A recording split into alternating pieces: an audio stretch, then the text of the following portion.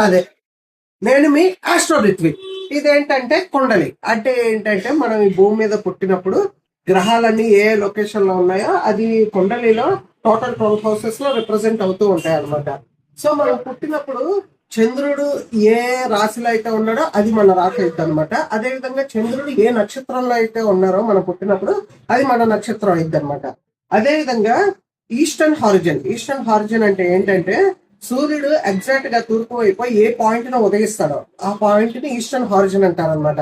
అంటే ఆకాశము భూమి టచ్ అయిన స్పాట్, ఆ లైన్ ఈస్టర్న్ హారిజన్ అంటారు అనమాట. సో మనం పుట్టినప్పుడు ఆ ఈస్టర్న్ హారిజన్ అనేది ఏ రాశిలో ఉందో ఆ రాశిని లగ్న కుండలి అంటారు. ఉదాహరణకి మనం పుట్టినప్పుడు ఈస్టర్న్ హారిజన్ అనేది సింహ రాశిలో ఉందనుకో, అప్పుడు మనది సింహ లగ్న కుండలి అంటారు. ఈ లగ్న కుండలి అనేది ఫస్ట్ హౌస్ లో రిప్రజెంట్ చేస్తారు అనమాట. సో ఇప్పుడు ఈస్టర్న్ హారిజన్ అనేది ఒకవేళ మేష రాశిలో ఉంటే అది మేషలగ్న కుండలి అనేది ఫస్ట్ హౌస్ లో ఉంటది అనమాట. అంటే ఫస్ట్ హౌస్ లో మేష రాశి 1 నెంబర్ అని ఉంటది అనమాట. ఈ మేషలగ్న కుండలి వాళ్ళ క్వాలిటీస్ ఎలా ఉంటాయంటే వీళ్ళు ఏంటంటే చాలా ఎనర్జెటిక్ గా ఉంటారు అనమాట. ఎనర్జెటిక్ గా, చాలా స్పోర్టివ్ గా, ఇంకా చాలా లీడర్షిప్ క్వాలిటీస్ వీళ్ళకి ఎక్కువ ఉంటాయి అనమాట మేషలగ్న కుండలి వాళ్ళకి. ఇంకా వీళ్ళు ఏంటంటే చాలా ఇంపల్సివ్ గా క్విక్ డిసిషన్ మేకర్స్, డిసిషన్స్ అన్ని చాలా స్పీడ్ గా తీసుకుంటారు.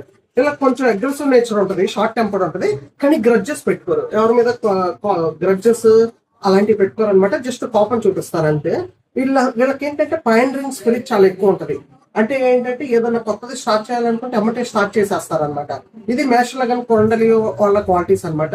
ఎనర్జెటిక్, చాలా ఫిజికల్ గా చాలా స్ట్రాంగ్ ఉంటారు, యాక్షన్ ఓరియంటెడ్ గా ఎక్కువ ఉంటారు అనమాట. ఇదే విధంగా మనం డిఫరెంట్ లగ్న కుండలీస్ గురించి కూడా మనం ఫ్యూచర్ వీడియోస్ లో తెలుసుకుందాం. Please subscribe to my channel astro Rithvik on YouTube, Instagram and Facebook. Radhe Radhe.